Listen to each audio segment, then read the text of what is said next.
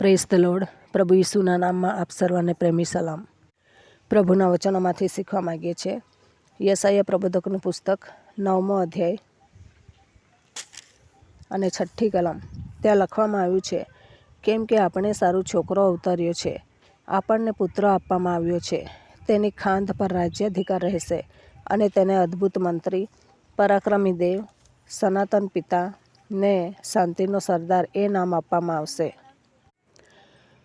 પ્રભુના જન્મને માટે પરમેશ્વર પિતાએ પહેલેથી જ યોજનાઓ બનાવી હતી અને એ અદ્ભુત મંત્રી છે. આખી સૃષ્ટિને ધરી રાખવાવાળા ઈશ્વર છે. એમની પાસે સત્તા છે. એક રાજ સત્તાને એ ધ્યાનમાં રાખે છે અને હરેક રાજાઓને પોતાના કંટ્રોલમાં રાખે છે. ઘણી વખત આપણે વિચારીએ કે આ રાજા પ્રભુના કંટ્રોલમાં નથી, પરંતુ હકીકતમાં એક રાજાનું જીવન પ્રભુના હાથમાં છે. પ્રભુ શ્વાસોશ્વાસ પૂરા પાડે છે અને ધારે તો એને રાજગાદી પર બેસાડે છે અને ત્યાંથી નીચે ઉતારી પણ પાડી શકે છે. તમારા અને મારા જીવનમાં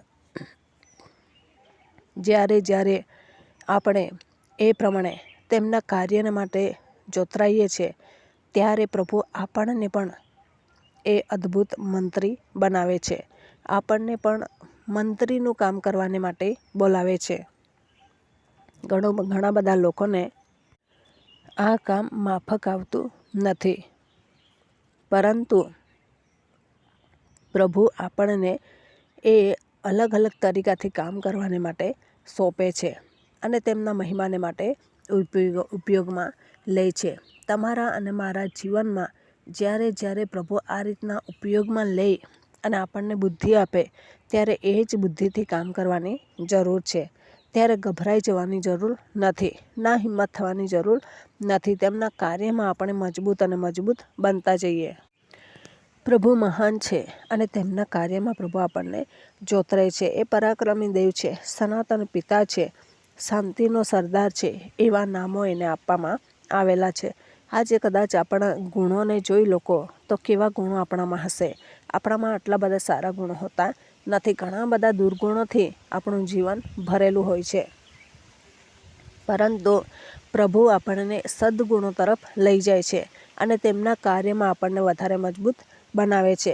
જ્યારે એમના કામમાં આપણને સંડોવે છે, એમના કામની જવાબદારી આપણને સોંપે છે, એવા સમયે પ્રભુ બુદ્ધિથી ભરપૂર હોય છે અને એ બુદ્ધિ આપણને આપે છે અને એ બુદ્ધિ લઈને આપણે કામ કરવાની જરૂર છે. નાસીપાસ થવાની જરૂર નથી. હિંમત હાર્યા વગર દેવના રાજ્યને માટે, પ્રભુના રાજ્યને માટે, જીવતા પરમેશ્વરને માટે આપણે એ કામો કરવાની જરૂર છે. ઘણા બધા લોકોને નથી ગમતું, દુનિયા ગમતી છે, દુનિયાની જાહો જલાલી ગમે છે, પરંતુ જ્યારે એવા ન્યાયના સમય આવશે, એવા સમયમાં એ જાહો જલાલી કંઈ કામ આવવાની નથી અને આખિરકાર તો પ્રભુના મહિમાને માટે પ્રભુએ આપણને જે જીવન આપ્યું છે, એમાં આપણે આગળ અને આગળ વધતા જઈશું. તો આ દિવસોમાં તેમના કાર્યમાં આપણે મજબૂત બનીએ, પ્રભુને શોભે ગમે એવું જીવન જીવીએ અને આપણા જીવનો થકી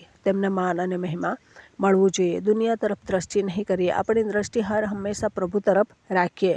પ્રભુનું અદ્ભુત નામ છે, એ અદ્ભુત નામ લઈને આપણે આગળ વધવાની જરૂર છે. તેમને જે પસંદ છે એ બધી બાબતો આપણે કરવાની જરૂર છે. એવું કરીશું તો આપણને પણ પ્રભુ એવા જ બુદ્ધિ અને જ્ઞાનથી ભરપૂર જીવન પૂરા પાડશે, કળા કૌશલ્યો પૂરા પાડશે.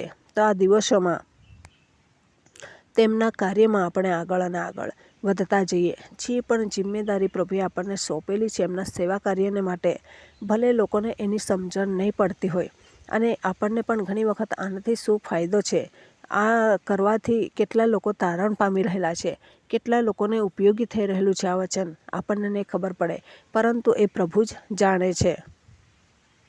તેથી જે જવાબદારી પ્રભુએ સોંપી છે એમાં આગળ અને આગળ વધતા જઈએ. તો આ વચન પ્રમાણે જીવન જીવવા પ્રભુ આપણને સહાય કરે. વચનનો આશીર્વાદ પ્રભુ આપણને સર્વને પૂરો પાડે. આમેન. પ્રાર્થના કરીએ. પ્રેમાળ પરમેશ્વર પિતા, અમે તમારો આભાર માનીએ છીએ, તમારી સ્તુતિ કરીએ છીએ. તમામ શ્રોતાજનોના જીવનોમાં પ્રભુ અદ્ભુત કામો કરો અને તમારા બીજા આગમનને માટે તૈયાર કરો. એમને જે જવાબદારી સોંપેલી છે, જે કામ સોંપેલું છે, એ કામમાં આગળ અને આગળ વધાવો. તમે પ્રભુ અદ્ભુત મંત્રી છો, તો એ મંત્રીનું બિરુદ પદ તમે એમને આપીને પ્રભુ એ કામ કરવાને માટે તમે જ્ઞાનથી ભરપૂર કરો.